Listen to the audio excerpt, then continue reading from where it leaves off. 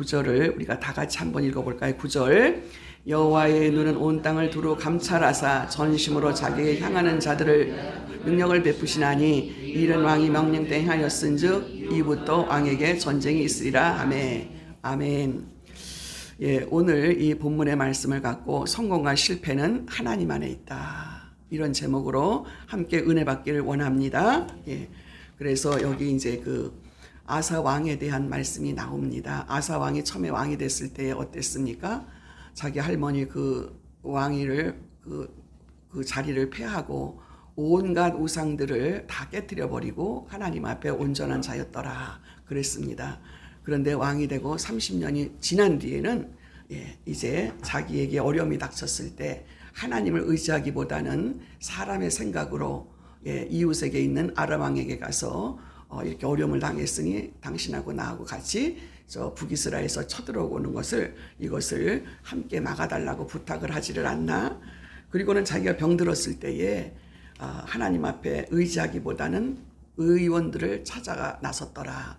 그랬더니 하나님께서 그에게 병들어서 죽게 만들었더라. 그렇게 말씀을 하면서 우리가 믿음 안에 살 때, 신앙 안에 있을 때에 하나님과 함께하는 삶이 되지만 우리는 어느덧 생활화되고 자연스럽게 하나님이 축복하셔서 살만하니까 그때는 하나님이 안 보이고 사람을 의지하고 자기 생각대로 행할 때 하나님께서 그에게 어려움을 주는 것을 볼 수가 있습니다. 여러분 C.S. 루이스라는 이런 작가가 있지요. 그 사람의 책 이제 스크루 테이프라는 그 편지에서 그의 책에서 말합니다. 이 악한 것, 악마는 인간에게 극적으로 죄를 짓게 하기보다는 서서히 하나님에서 멀어지게 한다. 그래서 스스로 자기가 살아갈 수 있도록 그 현실 속에서 자만심으로 가득 차갖고 이렇게 살 수밖에 없도록 그에게 전략을 펼친다 그랬습니다. 처음부터 이렇게 하는 것이 아니라 서서히 하나님 없이도 내 혼자 살 수 있다. 이런 전략을 갖게 함으로 서서히 이렇게 자기 편을 만든다. 그런 말을 하고 있습니다. 이와 같이 오늘 본문에 있는 말씀도 이 아사 왕이 영적으로 타락하는 이 과정을 마치 이 마귀의 속삭임에 빠져 있는 듯한 모습을 보게 됩니다. 하나님을 외면한 채 사람을 의지하고 자기가 이럴만 하니까 자기가 괜찮을만 하니까 이러면서 그 행하는 모습 속에서 하나님을 외면했더니 하나님께서 그를 어렵게 만들으셨더라. 여러분 우리가 마치 용두삼이라는 말이 있지요. 머리는 크고 시작은 컸는데 그러나 이제 그 하는 과정 속에서 점점 보잘것없이 이렇게 되어버리는 사람의 그런 어떤 모습, 타락한 모습을 만날 때 저 사람은 용두삼이 같았어. 또 이 일은 용두삼이 같았잖아. 처음은 대단하게 크게 이렇게 하지만 하는 과정 속에서 끝에 그 결과는 아무것도 아니게 돼버렸다. 그런 얘기를 하는 것처럼 이 아사왕이 어땠습니까? 엄청나게 그 하나님을 위해서 이제 그 신앙을 기억하고 백성들의 마음을 하나님께로 다 돌이키는 그런 큰 역사를 일으킴으로 인하여 하나님 앞에 인정받았던 그런 사람이었던 것, 그런 왕이었던 것이지요. 그래서 우리는 이 성공과 실패가 믿음 안에 신앙 안에 하나님 안에 있다라는 것을 명심해야 되는 것을 볼 수가 있습니다. 첫 번째로 이제 1절부터 6절에 있는 말씀 보니까 하나님보다는 사람을 선택한 아사왕의 모습을 말하고 있습니다. 1절부터 6절을 한 절씩 교독하면서 봅니다. 어떻게 사람을 의지하고 하나님을 외면한 채 있을까? 1절 제가 먼저 읽습니다. 6절까지. 아사왕 제36년에 이스라엘 왕 바하사가 유다를 치러 올라와서 라마를 건축하여 사람을 유다왕 아사에게 왕래하지 못하게 하려 한지라.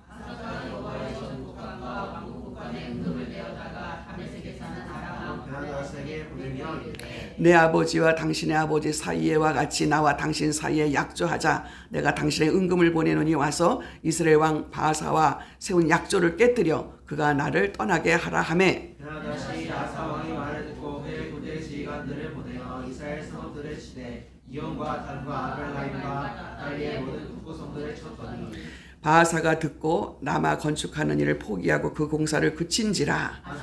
온 유다를 무리를 거느리고 아사가 라마 건축하던 돌과 제목을 운반하여다가 게바와 미스바를 건축하였더라. 아멘.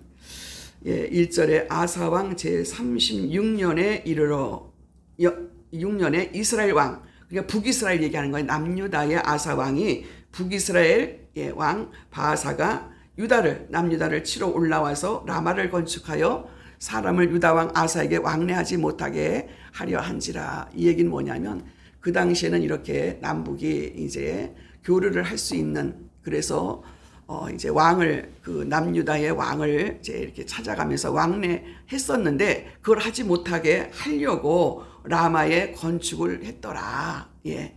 그래서 유다 왕, 그 남유다 왕과 그 아사에게 왕래하지 못하게 한지라. 아사가 여호와의 전 곡간과 왕궁 곡간에 은금을 내어다가 다메섹에 사는 아람 왕 베나닷에게 보내며 이르되, 내 아버지와 당신의 아버지 사이와 같이 나와 당신의 사이 약조하자. 내가 당신에게 은금을 보내노니 와서 이스라엘 왕 바하사와 세운 약조를 깨뜨려 그가 나를 떠나게 하라 하매. 예. 그랬더니 베나닷이 아사 왕의 말을 듣고 그 군대 지휘관들을 보내어 이스라엘 성읍을 치되, 북이스라엘 성읍들을 치되 이온과 단과 아벨마임과 납달리의 모든 국가성을 쳤더니, 마하사가 북이스라엘 마하사 왕이 듣고 라마 건축하는 일 포기하고 그 공사를 그친지라. 그랬더니 남유다 이스라엘 아사 왕이 온 유다의 무리를 거느리고 바하사가 라마를 건축하던 돌과 제목을 운반하여다가 게바와 미스바를 건축하였더라. 아멘. 예, 이렇게 하는 모습을 볼 수가 있습니다. 아사왕 통치 36년 북이스라엘 아사왕의 유다를 이렇게 압박하기 위해서 라바성을 건축할 때 길을 봉쇄하느라고 왕을 찾아오지 못하도록 이런 위기를 만나게 되지요. 아사의 반응이 어떻습니까? 예, 그 1장에서 그 솔로몬이 누렸던 것들, 그리고 또 아사 왕이 이제 왕이 처음 돼서 이렇게 누렸던 이런 모습하고 전혀 다른 모습으로, 예, 그는 하나님을 외면한 모습을 보게 됩니다. 여러분, 우리는 어느 때는 내가 구원받고 또 하나님의 은혜로 말미암아서 충만했던 때가 있었습니다. 그래서 나의 모든 생명을 바쳐서, 나의 모든 환경을 바쳐서 하나님을 의지하고 하나님 앞에 부르짖고 기도하면서 그 모습을 보고 하나님께서 그를 열어주시죠. 그의 모든 환경을. 그렇게 부르짖는 대신에 성전 곡간에 은금을 꺼내다가 아람 왕 베나닷에게 보내어서 이제 인간적인 그런 방법, 사람을 선택했다는 거죠. 2절에 있는 말씀 보니까 아사가 여호와의 전 곡간에 왕궁 곡간에 은금을 내어다가 다메섹에 사는 아람 왕 베나닷을 보내며 이르되, 하나님 앞에 부르짖고 기도하기보다는 어려움을 당했을 때에 자기 가지고 있었던 이런 은금을 꺼내다가 그에게 바치면서 그와 관계를 끊고 나를 도와달라, 이렇게 부탁을 했어요. 그랬더니 그 아람 왕 베나닷이 이스라엘을 공격했고 그 결과 바하사 왕은 라메 그 건축을 것을 이제 중단했습니다. 그랬을 때 그 남유다 아사 왕은 그 중단한 그 건축 현장에 그 자재를 가져다가 자기네 그 땅 게바와 미스바를 건축하는 것을 여기에서 볼 수가 있습니다. 겉으로 볼 때는 외교적이고 정치적이고 승리자처럼 보였습니다. 그러나 하나님께서 이 모습을 실패로 멸망의 길로 가는 길을 만들어 놓으셨다는 거죠.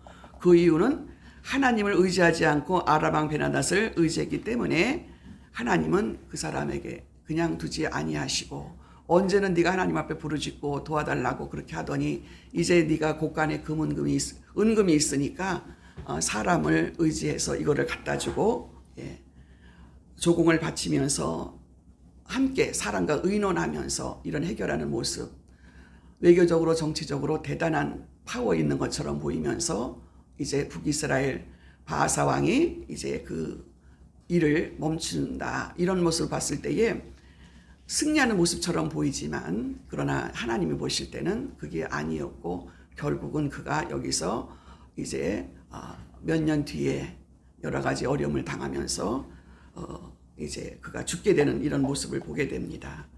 두 번째 7절부터 10절에 있는 말씀 보니까 세상적으로는 성공한 것처럼 보입니다. 그러나 여러분, 우리는 이 보이지 않는 이면에 이런 겉으로 보이는 이런 모습이 아니라 속으로 보이는 이런 내적인 부분들이 골마 터지고 있는 것, 이런 것들을 보이지 않는다라는 거죠. 사람은요. 그래서 7절부터 10절에 있는 말씀을 교독합니다. 제가 7절 먼저 읽습니다. 10절까지. 그때 선견자 하나냐가 유다 왕 아사에게 나와서 그에게 이르되 왕이 아람 왕을 의지하고 왕의 하나님 여호와를 의지하지 아니하였으므로 아람 왕의 군대가 왕의 손에서 벗어났나이다. 구스 사람과 룩사의 군대가 크지 아니하며 말과 두고가 심히 크지 아니하더이까. 그러나 왕이 여호와를 의지하였으므로 여호와께서 왕의 손을 넘기셨나이다. 여호와의 눈은 온 땅을 두루 감찰하사 전심으로 자기에게 향하는 자들을 위하여 능력을 베푸시나니 이 일은 왕이 망령 때에 행하였은즉 이후부터는 왕에게 전쟁이 있으리라 하매 노하여 선견자를 옥에 가두었으니 이는 그의 말에 크게 노하였음이며 그때 아사가 또 백성 중에서 몇 사람을 학대하였더라. 아멘. 이런 겉모습을 한번 보시기 바랍니다. 이때에 선견자를 옥에 가두고 바른 말을 하는 사람을 옥에 가두고 백성들을 이렇게 괴롭혔더라.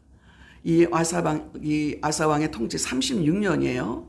그때에 이렇게 북이스라엘 바사 왕의 유다를 압박할 때에 라마성을 건축할 때에 그 길을 봉쇄하는 것을 이제 이거를 막아달라고 그랬을 때 그 아람 왕과 함께 협력함으로 인해서 이제 이거를 성공적으로 잘 되는 것 같이 보였어요.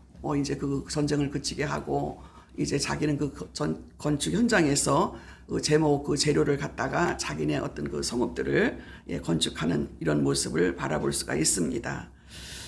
이렇게 그 선견자 하나냐는 이 아상에 찾아가서 그 심장을 찌르는 메시지를 이렇게 전하지요. 하나님은 7절에 있는 말씀 보니까 아사 왕에게 그가 나와서 그에게 이르되 왕이 아람 왕을 의지하고 왕이 하나님 여호와를 의지하지 아니하였으므로 아람 왕의 군대가 왕의 손에서 벗어났나이다. 여러분, 사람이 볼 때에 이렇게 대단한 것처럼 보여도 그렇지 않다라는 거죠. 그가 말하는 게 뭐예요? 구스 사람과 룩 사람의 군대가 크지 아니하며 말과 병거가 심히 많지 아니하더이까. 그러나 왕이 여호와를 의지하였으므로 여호와께서 왕의 손에서 넘겼나이다. 이렇게 말을 하고 있습니다. 이런 모습을 바라보면서 사람이 생각하는 거, 판단하는 거와 하나님이 보시는 거하고 다르다라는 것을 통해서 이 선지자를 통해서 말씀하시는 그 말을 이렇게 듣지 않았던 그의 모습을 바라봅니다. 9절에 있는 말씀 보니까 여호와의 눈은 온 땅을 두루 살피시며 감찰하시며 이런 분이십니다. 온 땅을 두루 살피시고 사람을 살피시고 사람의 속에 마음의 계획도 아시고 머리털까지 세신 바 되시는 하나님을 속일 수가 없다라는 거죠. 그래서 하나니아가 그에게 말하는 겁니다. 여호와의 눈은 온 땅을 두루 살피고 감찰하신다. 아람 왕을 의지했던 그가 하나님을 의지하지 않은 이 모습을 바라보면서 그러므로 인하여 하나님께서 그에게 전쟁이 있게 할 것이다. 9절에 그렇게 말하죠. 그러나 왕은 이런 그 하나님의 말씀에도 이런 책망 앞에서도 회개하지 않고 오히려 분노하면서 그 선견자 하나니아를 옥에 가두고 심지어 백성들을 학대하면서 그의 마음이 이렇게 굳어지고 교만의 한우를 찌르는 모습을 바라봅니다. 여러분, 마귀가 이렇게 성공이나 달콤한 사탕을 주지만 그 뒤에는 은밀하게 파멸의 길로 인도하는 것이 숨겨져 있는 이 영적 비밀이라는 것을 반드시 우리가 깨달아야 될 줄로 믿습니다. 그래서 우리의 어떤 허물과 잘못이 있을 때는 이런 책망을 들을 때는 얼른 빨리 회개를 해야지 자기 고집대로 하게 되면 어떻게 돼요? 여러 사람이 다치는 거예요.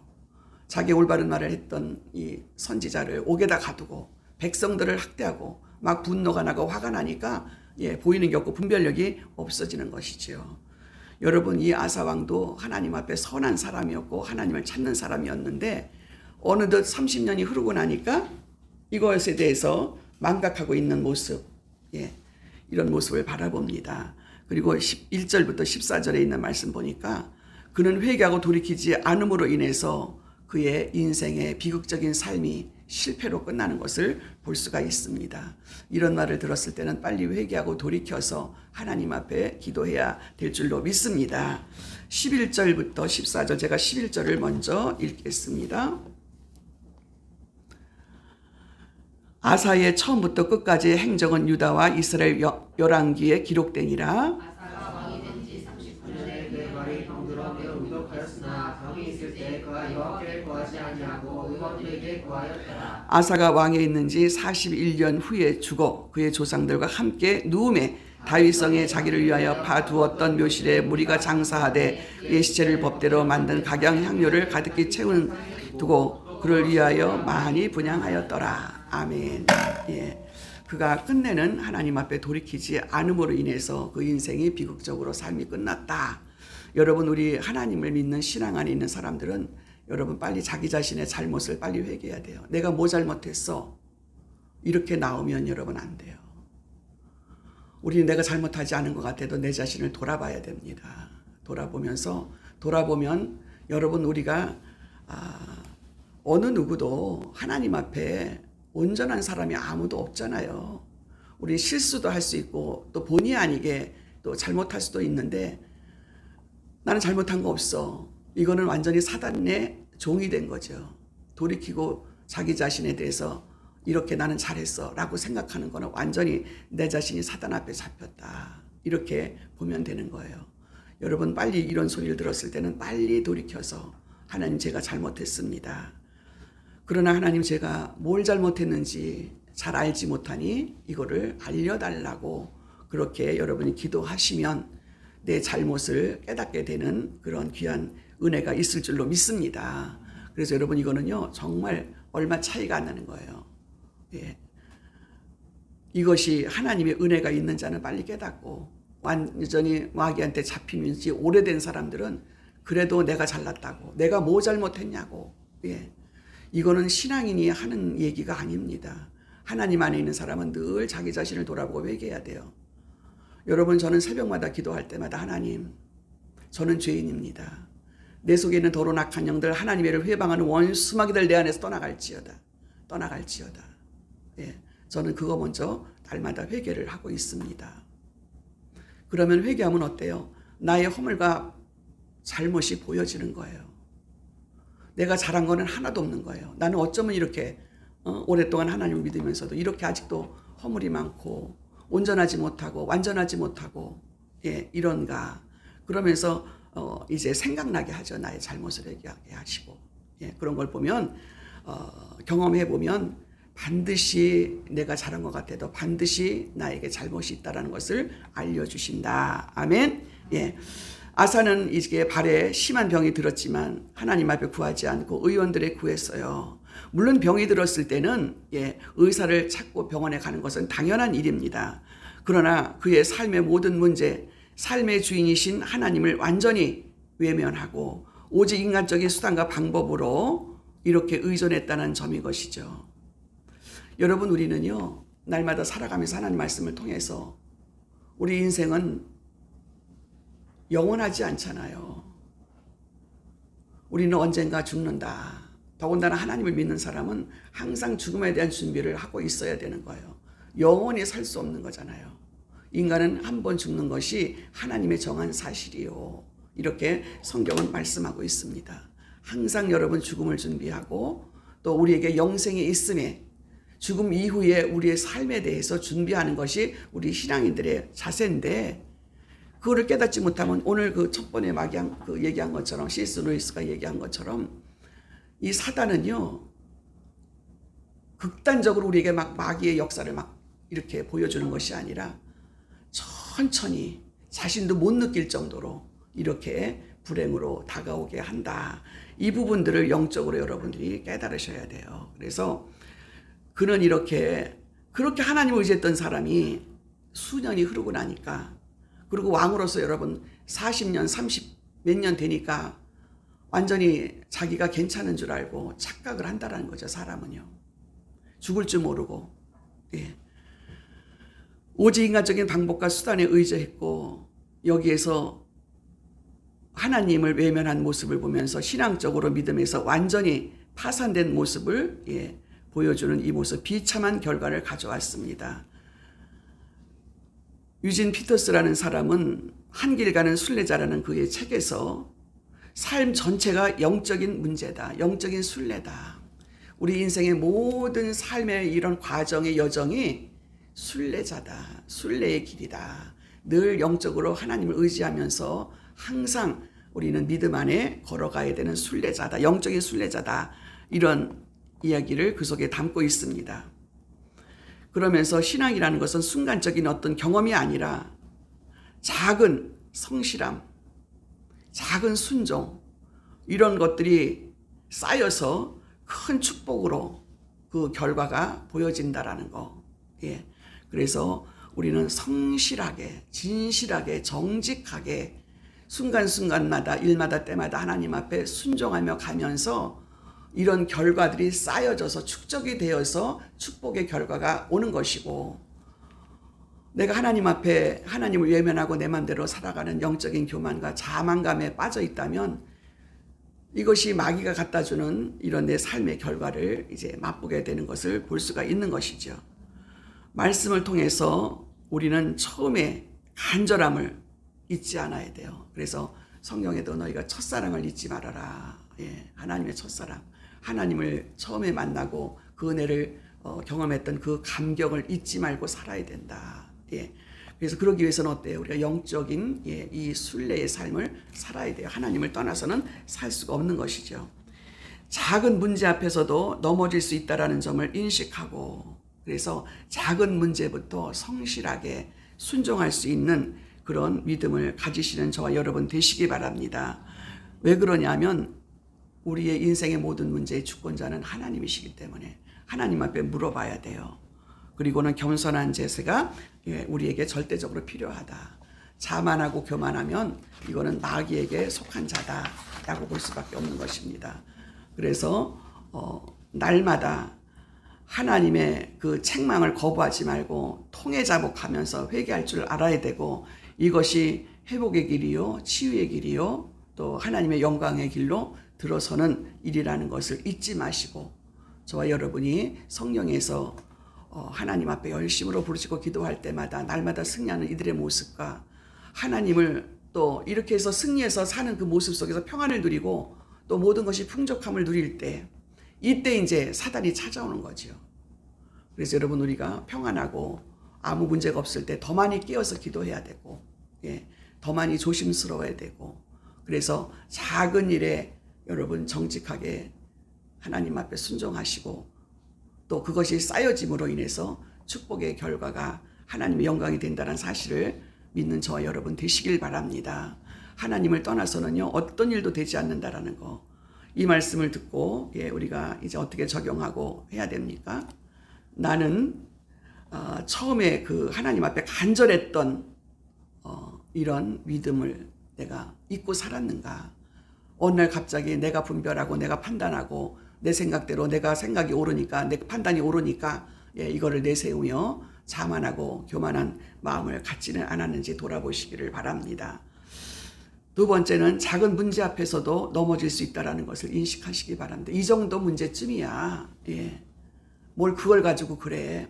그러나 여러분, 작은 문제가 자꾸 쌓여서 큰 문제를 일으키게 되기 때문에 작은 문제일 때 여러분이 바로 잡으시고, 또 이런 것을 책망받을 때에 빨리 받아들여서 내가 잘못됐다라고 인정하시고 고백하실 때 그 문제가 다시 하나님 앞에 축복의 길로 들어선다라는 것을 잊지 마시기를 바랍니다. 이것을 부정하면은 나는 그게 힘들어지는 그런 시작이 된다라는 것을 잊지 마시고, 세 번째는 마지막으로 하나님의 책망을 거부하지 말고 통회하고 회복의 길로, 예, 나아가시는 저와 여러분이 되시길 주님의 이름으로 축원합니다. 기도하겠습니다. 하나님 아버지, 은혜를 감사합니다. 참으로 저희들은 부족합니다. 연약합니다. 뭐 이 정도쯤이야. 내가 뭐 그렇게 잘못했나, 이렇게 생각할 때가 참 많이 있지만 우리들의 잘못은 작은 일부터 시작되고 이것이 쌓여서 큰 결과로 인하여서 결국은 인생의 실패가 돌아온다는 사실을 이런 말씀을 통해서 깨닫게 하여 주심에 늘 조심스럽게 아주 작은 일부터 하나님 앞에 회개하며 나갈 수 있는 우리 원우교 성도들 될 수 있도록 은혜 베풀어 주시옵소서. 감사드리옵고 예수님의 이름으로 기도하옵나이다.